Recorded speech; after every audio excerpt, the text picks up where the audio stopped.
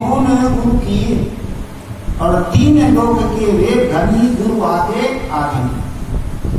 बड़े बड़े महापुरुष भी गुरु के हमने झुके, क्योंकि गुरु से मिलता ज्ञान। सतगुरु कबीर की एक पंक्ति है, वो है कि पहले जन्म पुत्र का भयो बाप जन्मिया पाछे, और बाप भूत की एक है नारी ये चलत कोई काछे। लगता थोड़ा उल्टा है कि पहले जन्म पुत्र का हो गया, बाप पीछे से हुआ, और बाप पुत्र की एक ही स्त्री है। और बड़ी आश्चर्य की बात, उसको कोई निवारण करके वही श्रेष्ठ है। बात बिल्कुल सीधी है। जन्म का अर्थ होता है, हमारे 2 जन्म होते हैं। एक जन्म होता शरीर का, जो माता के द्वारा। दूसरा जन्म होता अच्छे संस्कार, ज्ञान के संस्कारों का, जो गुरु के द्वारा होता है। इसलिए कहा जाता है कि पहले गुरु के रूप में ही गुरु के द्वारा अच्छे संस्कार मिल जाएं तो पीछे से अच्छा बाप भी बन सकता है, अच्छा डॉक्टर बन सकता, अच्छा मिनिस्टर बन सकता, जिस जगह भी जाएगा वो अच्छा बन सकता। पढ़ाई लिखाई और योग्यता पा करके आदमी डॉक्टर बनता है, मास्टर बनता है, कलेक्टर बनता है, पर अच्छा नहीं बन पाता। इसलिए हमारे देश में है भ्रष्टाचार। ये भ्रष्टाचार, अत्याचार, दुराचार क्यों होता है? आदमी तो आदमी है पर अच्छा नहीं बन सकता, डॉक्टर तो डॉक्टर है पर अच्छा नहीं बन पाता, और मास्टर तो मास्टर है पर अच्छा नहीं बन पाता, और बाप तो बाप है पर अच्छा नहीं बन पाता।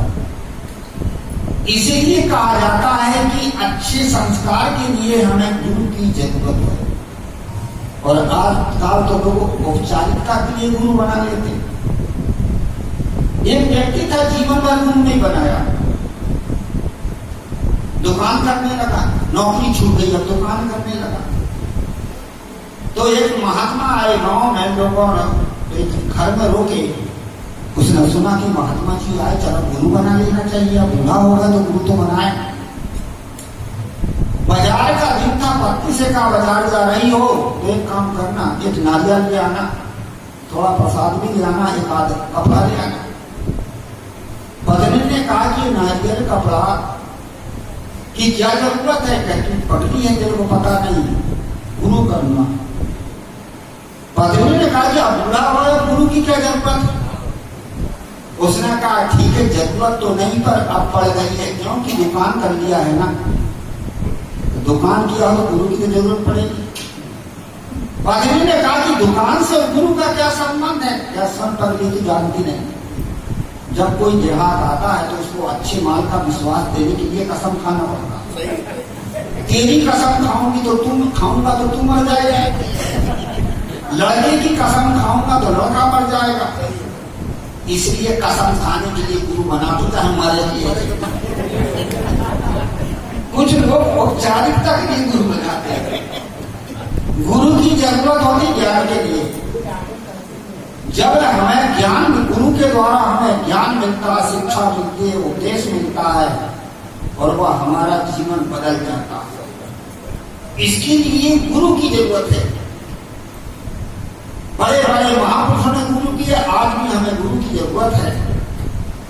अब गुरु क्या देते हैं? गुरु और दूसरी चीज नहीं देते, धन नहीं देते, परिवार नहीं देते, भौतिक वस्तु नहीं देते। वो जो आपके पास में उसको चलाने का तरीका होता है। अब आपके पास क्या है? आपके पास है शरीर, आपके पास है परिवार, आपके पास है समाज, और आपके पास है संपत्ति। ये चीज हमारे जीवन के लिए चाहिए, पर इसका तरीका हमें चलाने का ढंग ना हो तो बर्बाद हो जाते हैं। इसीलिए इसको चलाने के लिए गुरु की जरूरत है। जो चीज आपके पास, उसको चलाने का ढंग किसके द्वारा मिलता है? गुरु के द्वारा। परिवार हमारे साथ, पर परिवार को चलाने का ढंग नहीं है। इसलिए परिवार में, समाज में विद्रोह, क्योंकि ज्ञान नहीं है तो बेढंगे के व्यवहार करते हैं, तो कहां से होगा? परिवार हमारे पास है, समाज हमारे पास है, सब कुछ हमारे पास, चलाने का ढंग नहीं, इसलिए गुरु की जरूरत।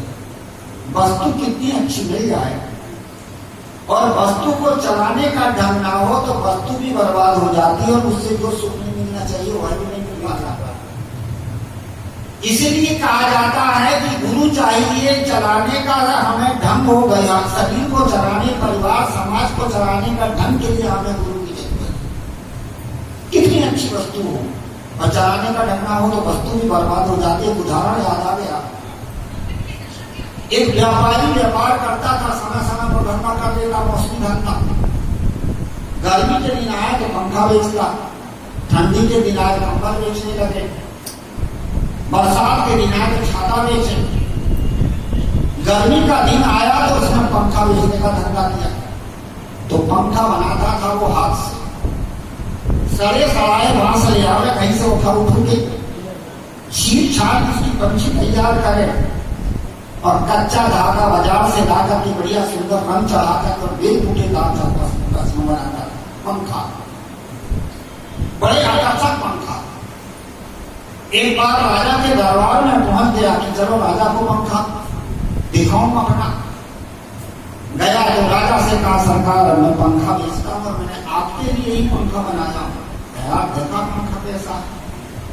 जब उसने पंखा दिखाया तो बड़ा आकर्षक, राजा ने पंखा को देखा और बड़ा आकर्षित हो गया कि बहुत अच्छा पंखा है। कहा जाता है कि जो आदमी बेईमान होता है ना वो बात करता बनावटी, काम करता दिखावटी और वस्तु देता है मिलावटी। इसी प्रकार से बनावटी पंखा था और बात भी बनावटी कर रहा था और दिखावटी बढ़िया आकर्षक था।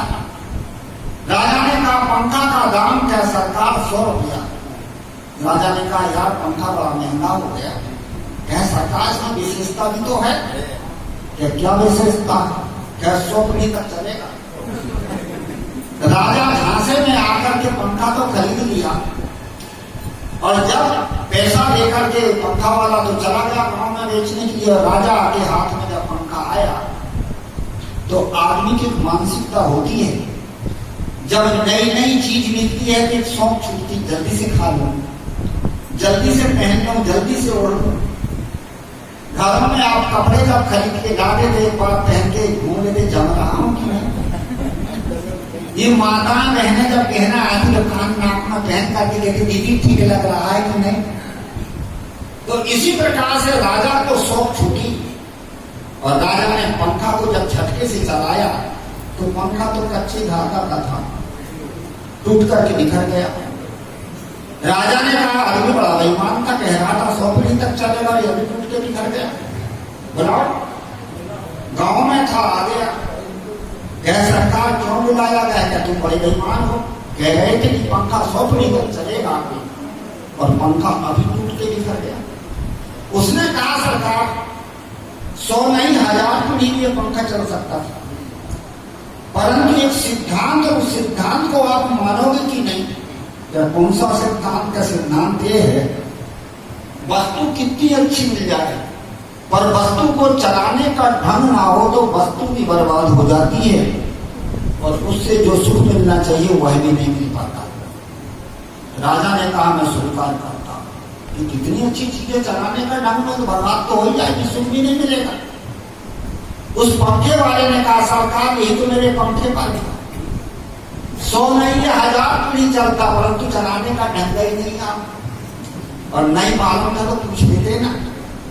किसान जब गाय भैंस खरीदने जाकर पूछ लेता है, खिलाते खिलाते दुहा जाता है कि आगे पीछे दिया जाता है।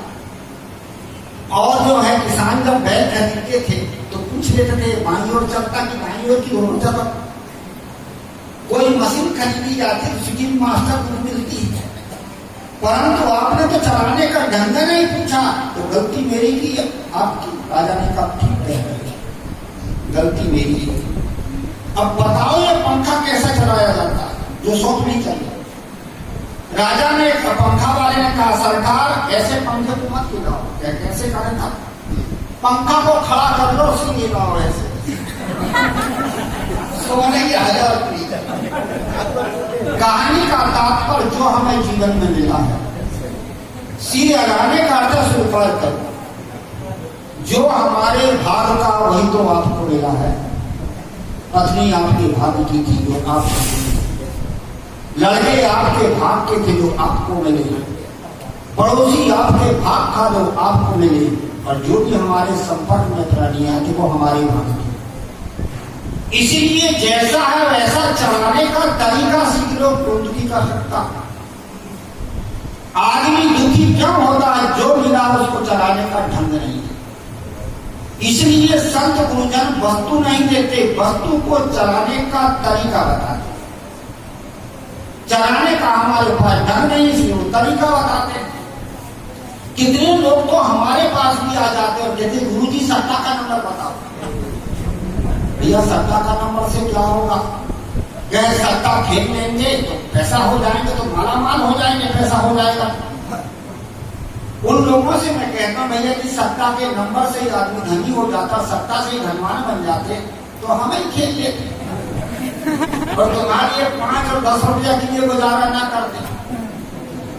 छत्तीसगढ़ में जमात में गुरु जी के साथ में रहा। गुरु जी हमारे सतगुरु श्री राम स्वरूप साहब जी जो आपके गुरु थे और वो नेपाली थे, इसलिए वो ज्यादा पानी में स्नान करते थे। यदि वो ना करें ना तो शरीर में लाल लाल दाग आने लगे। स्नान कर रहे थे, एक सज्जन मेरे पास आ गए, क्या गुरु जी का दर्शन करना था, भाई हो जाएगा, बैठ जा। जब वो साथ में बैठा तो उसके साथ एक महिला भी थी। कहने लगा गुरु जी मेरे ये धर्म जो है पुत्र वधू है, 10 साल हो गए शादी हुए, पर एक भी लड़का पैदा नहीं हुआ है, संतान भी नहीं हुई। यदि आप लोगों की कृपा होती तो एक आध बाल बच्चा हो जाता। उनका मेरा दिमाग खराब है। अरे बिना बाल बच्चे के हम ही घूम रहे हैं, लोग कहां से थे? फिर हमारी दुकान तो दे। आदमी इतना अंधा बन गया है कि महात्मा जो कुछ जो है आशीर्वाद देते सब हो जाता है, आशीर्वाद से नहीं होता। भौतिक वस्तुओं में प्रारब्ध और पुरुषार्थ का योग होता है। आपका पुरुषार्थ हो और उसके साथ साथ में आपका प्रारब्ध का संयोग हो, तब वस्तुओं भौतिक वस्तुओं की प्राप्ति होती है। आप सबको पता है कि 2 विद्यार्थी एक साथ विद्या अध्ययन करते हैं, एक अच्छे डिवीजनों से पास होते चला जाता है और एक समान डिवीजनों से पास होता है, पर कभी कभी अच्छे वाले की नौकरी नहीं हो पाती और समान वाला नौकरी पा लेता है। और जो तो थोड़ा था अभी तो ज्यादा है, ये क्यों नहीं इसको नौकरी मिली? उसने विद्या अध्ययन किया था, उसके पास में योग्यता है परंतु सफलता नहीं। योग्यता है, नौकरी योग है, पर सफलता इसलिए नहीं मिली कि प्रारब्ध के साथ नहीं दिया। इसीलिए प्रारब्ध और पुरुषार्थ का सहयोग है, और यह प्रारब्ध भी कहां से बनता? आपके पुरुषार्थ से तो बनता। आदमी थोड़े से न घबरा जाता, कोई धंधा उठाता, कोई व्यवसाय करता, कुछ करता, अरे सफलता नहीं मिली, चलो बदलो। तो इस प्रकार से प्रारब्ध और पुरुषार्थ के योग से भौतिक वस्तुओं की प्राप्ति होती है और शरीर में जो भोग है, दुख का सुख, इसके लिए पुरुषार्थ काम नहीं देता, आपका प्रारब्ध है। जो आपके प्रारब्ध में होगा वही होके रहेगा, वो मिटाई नहीं पड़ता। चाहे पूजा करो, चाहे पाठ करो, चाहे तप करो, चाहे दुनिया भर का करो। और आदमी ये प्रारब्ध भोग को मिटाने के लिए पंडितों के पास जाता है, ज्ञानियों के पास जाता है, पर भोग तो भोग नहीं पड़ते, वो तो भोग की शांत होंगे। तीसरी चीज है मुक्ति। मुक्ति में पुरुषार्थ की विशेषता, जितना आप पुरुषार्थ करोगे, जितना साधन करोगे, जितने अपने मन को शांत करोगे, उतनी आपके जीवन में शांति मिलेगी। कोई नहीं 1% किया तो 1% शांति, कोई 2%, कोई 4%। इसी प्रकार से इसके लिए पुरुषार्थ की जरूरत है। सदगुरु कबीर को इसलिए कहना था, कल बनिया पर आपनी छाड़ बिनानी आस, जाके आगा नदिया बहे सो कस मरे प्यास। पुरुषार्थ का बल करो, दूसरे की आशा को छोड़ते हो। जिसके सामने पुरुषार्थ रूपी नदी बह रही, वो दुखी संसार में होता ही नहीं। एक शब्द आता पुरुष शब्द, पुरुष शब्द का अर्थ होता पुरुष, पुरुष एक ही पुरुषा, पूरी माने ये शरीर है और उसमें सहन करने वाली आत्मा को पुरुष कहा। ये आत्मा चेतन आत्मा ये पुरुष है। ये चारों खानियों के शरीर में सहन करता माने शरीर धारण करता है। क्यों करता है? जिसके पास भक्ति ज्ञान और धर्म के सदाचार के संस्कार वो मनुष्य प्राप्त कर लेता है। जिसके पास भोग विषय ऐसा आराम मौज मस्ती के संस्कार है तो पशु पक्षी में चला जाता है। जिसके पास लड़ाई झगड़े मार काट गंदा तमोगी संस्कार तो गिरवी कीट में जाता है। जैसे जैसे हमारे कर्म होते हैं कर्म के संस्कार होते हैं, संस्कार के अनुसार ये चारों विधानी का विभाजन होता है। ये कौन करता है? एक आत्मा करती है, इसलिए पुरुष है। दूसरा है पुरुष माने पुरुषार्थ करने वाला प्राणी एक मनुष्य है, जिसको पुरुषार्थ करने के 3 साधन मिले हैं, दिल, दिमाग और एक इंद्रियां। यदि आपके दिल में साहस है हिम्मत है तो आप कठिन से कठिन परिस्थिति को पार करके और अपने जीवन के लक्ष्य प्राप्त कर सकते हैं अर्थात शांति प्राप्त कर सकते हैं। दिमाग से सही सूझबूझ यदि आपके पास न हो तो आप अपनी समस्याओं का हल कर सकते हैं। दिमाग यदि आपका स्थिर हो शांत हो तो शांति भी प्राप्त कर सकते हैं। पर आदमी का दिमाग कहाँ स्थिर है? वो अपने औकात को नहीं देखता, वो दूसरे की चीज को देखता है। कितने लोगों की आदत होती चटर मटर देखते इधर उधर, शांत नहीं बैठ पाता। मंदसौर में मैं कल से प्रवचन कर रहा था, ये बूढ़ी माई मेरे सामने बैठे और प्रवचन जब पूरी सुने तो वो चटर मटर और आंख में आई थी काजल और पूरा काजल यहाँ से चमड़ा हुआ और दांत तो एक भी नहीं था, पान खाई थी और पान खा जात मुंह का जा ऐसी ऐसी देखे। जब सत्संग समाप्त हुआ तो उनका माता सियानी हो गई हो और पान खाती हो, काजल भी आने देती है। महाराज शरीर बुरा होगा, शौक थोड़ी बूढ़ी हो गई। आदमी का मन स्थिर नहीं, जो हमारे पास प्राप्त है उसमें संतोष नहीं है। शरीर हमारे पास प्राप्त है, संतोष नहीं है। अल्लाह वाला बड़ा सुंदर है। प्राणी हमारे पास है, संतोष नहीं, उसके बाल बच्चे बड़े अच्छे। किसी से पूछो भाई आपकी पत्नी, हाँ ठीक है परंतु मेरे पड़ोसी की अच्छी है। लड़का ठीक है पर मेरे पड़ोसी का अच्छा, धंधा चल रहा है परंतु मेरा पड़ोसी का ज्यादा चल रहा। ये क्यों? हमारा दिमाग स्थिर नहीं है। आदमी के जीवन में संतोषी और संतुष्टि नहीं है, इसलिए वो अशांत है। मैं बता रहा जो हमारे अपराध और पुरुषार्थ के संयोग से है उसमें संतुष्टि हो, कौन उसको बुला सकता है? इसलिए हमें दिल मिला, दिमाग मिला। तीसरे नंबर में हमें मिली इंद्रियां। ये हाथ पैर आदि इंद्रियां ये हमें प्राप्त है। ये काय के लिए है? पुरुषार्थ करने के लिए। पशु पक्षियों के पास में इंद्रियां हैं पर वो केवल भोग क्रिया करते हैं, खाना पीना उठना बैठना बोलना बताना, इसको भोग की क्रिया कहते हैं। शरीर प्राप्त है इसकी क्रिया है। और ये मनुष्य के पास क्या है? ये भोग क्रिया नहीं, पुरुषार्थ के लिए शरीर मिला है, इसलिए इसका नाम है पुरुष। अब ये हम इस शरीर से हम कौन सी क्रिया करते हैं?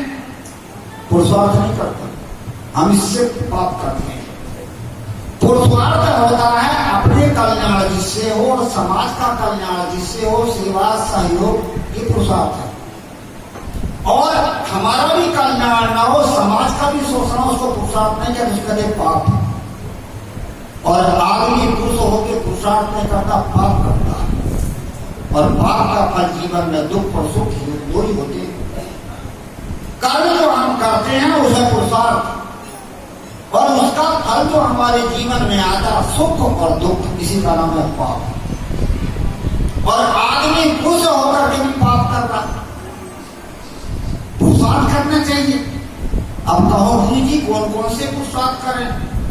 सबसे पहले व्यवहारिक पुरुषार्थ है, धन कमाओ, संपत्ति कमाओ, विद्या पढ़ो, कला कौशल सीखो, तो आपके पास अर्थ की प्राप्ति होगी। धन होगा, खाओगे, पियोगे, लगाओगे। दूसरा पुरुषार्थ है परमार्थिक पुरुषार्थ, सेवा करो, सहायता करो, सहयोग करो, दूसरे की रक्षा करो, अपनी भी रक्षा करो। कवि साहब बड़ी सुंदर बात बताते हैं, अब कहते हैं समार समार, खुद संभलो और दूसरे को संभालो, ये है पुरुषार्थ। इससे क्या होता है? इससे धर्म के संस्कार बनते हैं। और तीसरा होता है आध्यात्मिक पुरुषार्थ, आत्म शांति प्राप्त करना, मन को शांत करना, संतुष्ट करना, चिंता फिकर राग दोष को मिटाना, इसका नाम है आध्यात्मिक पुरुषार्थ।